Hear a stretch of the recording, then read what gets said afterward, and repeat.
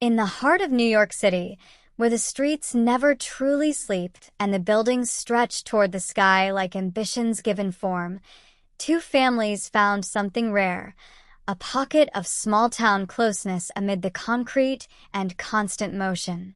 Jenna Hager and Savannah Guthrie were not just colleagues on the Today Show. They were neighbors, friends, and eventually something closer to family. Their children grew up weaving in and out of each other's lives so naturally that the lines between mine and yours blurred into something warmer and more enduring. Jenna had 3 children with her husband Henry. Mila, the thoughtful eldest, Poppy, the bright and protective middle child, and Hal, the youngest, full of energy and curiosity.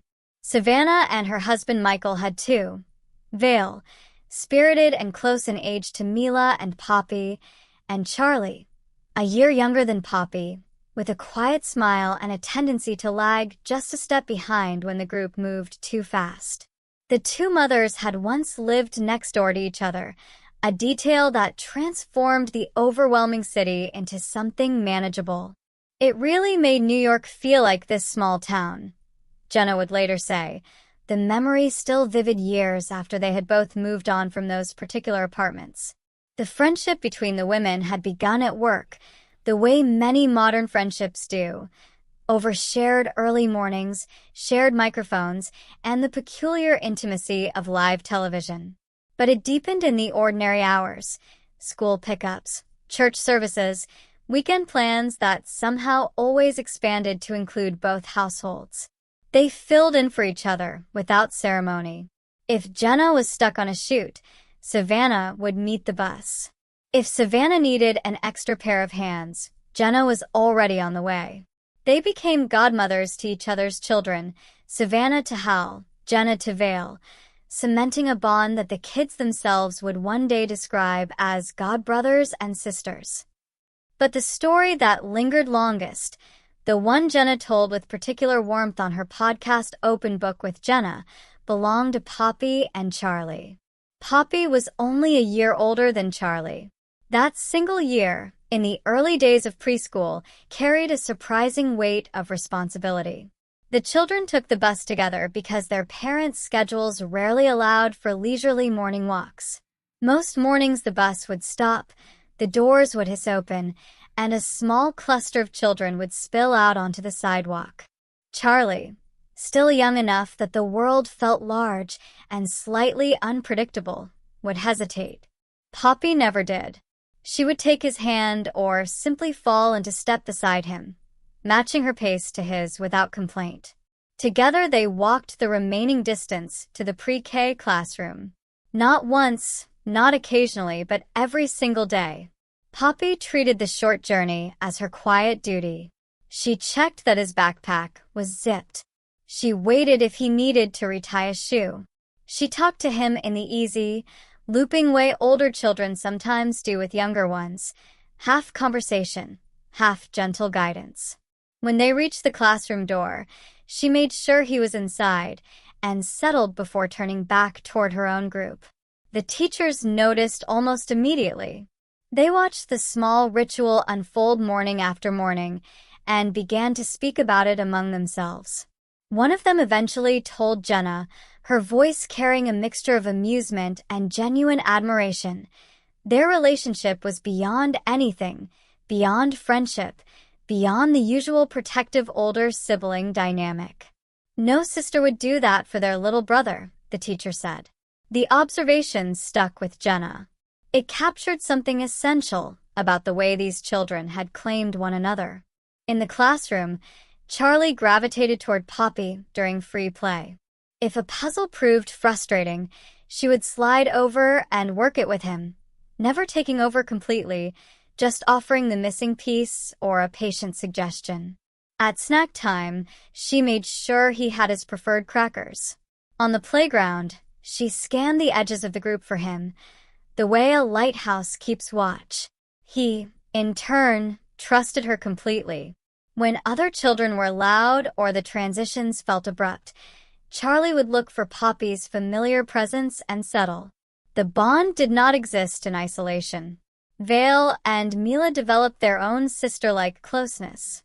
Hal, as the youngest of Jenna's three, absorbed the extended family as naturally as he absorbed his own. The 5 children moved through birthday parties, holidays, and ordinary afternoons with the fluid ease of people who had never questioned their belonging.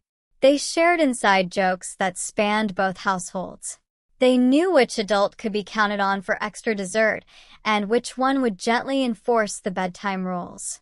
When one family faced a difficult stretch, illness, work travel, the ordinary turbulence of raising children, the other stepped closer without being asked.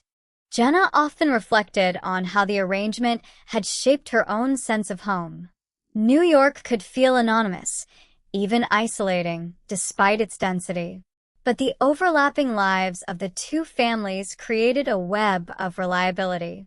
The children learned early that love and care could extend past the boundaries of a single last name.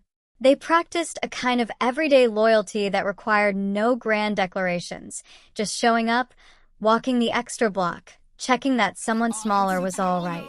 As the years passed, the preschool walks became memory. Poppy and Charlie grew taller, their schedules more complicated, their interests more individual. Yet the foundation remained. Teachers in later grades would still remark on the ease between them. At school events, the 2 families clustered together without planning. On weekends, the children still gravitated toward one another's houses. The found family quality Jenna described was not a slogan. It was the lived texture of their days. There were ordinary moments that revealed the depth of the connection. One afternoon, when Charlie was still small and a sudden storm rolled in during after-school pickup, Poppy refused to leave the covered walkway until she was certain he had an adult's hand. Another time, during a shared vacation, the children organized their own elaborate game that required every member of both households. Charlie, usually quieter in large groups, spoke up more freely when Poppy was nearby. She, in turn, seemed to carry a private sense of responsibility for him that never felt burdensome, only natural. Jenna told the story on her podcast not as a performance of perfect parenting or perfect friendship, but as an observation about what happens when adults create space for children's relationships to flourish. The mother's friendship had provided the soil. The children's daily proximity had done the rest. The result was something the teachers had recognized immediately, a bond that exceeded the expected categories. The city continued its relentless pace around them. Careers demanded early mornings and late nights. Apartments changed. Schools changed. Yet the core held. When Jenna spoke of it years later, her voice still carried the quiet wonder of someone who had watched something rare take root. Poppy's daily walks with Charlie had been small acts, almost invisible in the broader sweep of a busy life. But they had added up to a relationship the adults themselves could not have engineered. In the end, the story was less about celebrity or television, or even the specific names involved. It was about the simple, stubborn human capacity to claim one another. A girl a year older deciding that the boy beside her on the bus needed company for the final stretch of sidewalk. A pair of mothers choosing, again and again, to let their households overlap. Teachers noticing what the children already knew. And a city, for a while at least, feeling just a little more like a small town because of it. The bond between Poppy and Charlie, beyond brother and sister, beyond ordinary friendship, became one more thread in the larger tapestry the 2 families wove together. It was ordinary and extraordinary at once, the kind of quiet loyalty that does not announce itself but simply endures, morning after morning, year after year, long after the preschool doors have closed behind them.